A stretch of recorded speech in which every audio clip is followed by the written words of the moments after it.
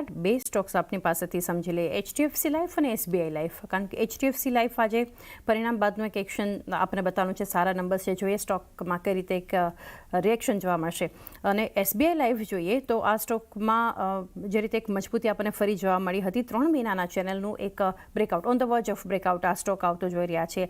100 DMA પાર કર્યા levels, કઈ રીતે વ્યૂ રાખવો જોઈએ એચડીએફસી લાઈફ, એસબીઆઈ લાઈફ, ક્યાં સેટઅપ સ્ટ્રોંગ જોઈ રહ્યા છો?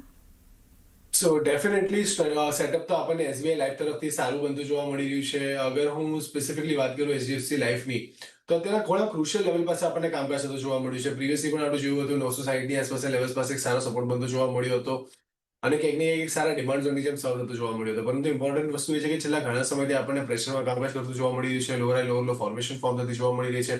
બધી મૂવિંગ એવરેજીસની નીચે ત્યારે આપણને કામકાજ થતું જોવા મળી રહ્યું છે. તો પ્રોબેબલી જો અગર 560ના લેવલ્સ બ્રીચ થાય છે અહીંયાથી, તો નેગેટિવિટી હજી વધતી જોવા મળી શકે છે. તમને 550 એક ઇમિડિયેટ સપોર્ટની જેમ સર્વ થતો જોવા મળે અને જો એ બ્રીચ થાય છે તો નીચે તમને 520 સુધીના લેવલ્સ પણ ઓપન થતા જોવા મળી શકે છે.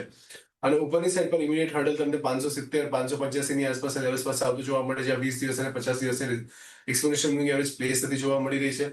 તો ક્યાંક ને ક્યાંક હાયર લેવલ સસ્ટેન કરવા ખૂબ જ ઇમ્પોર્ટન્ટ છે. 585 ની ઉપર જાય એના પછી જઈને આપણને કંઈક ને કંઈક પોઝિટિવિટી આવતી જોવા મળી શકે છે એચડીએફસી લાઈફમાં. ટિલ ધ ટાઈમ થોડું પ્રેશર આપણને ત્યાંથી બનતું જોવા મળી શકે છે. હવે ઇમ્પોર્ટન્ટલી વસ્તુ વાત કરીએ આપણે એસબીઆઈ લાઈફની, તો એસબીઆઈ લાઈફમાં આપણને એક સારી પોઝિટિવ સાઈડ પર મોમેન્ટમ બનતી જોવા મળી રહી છે.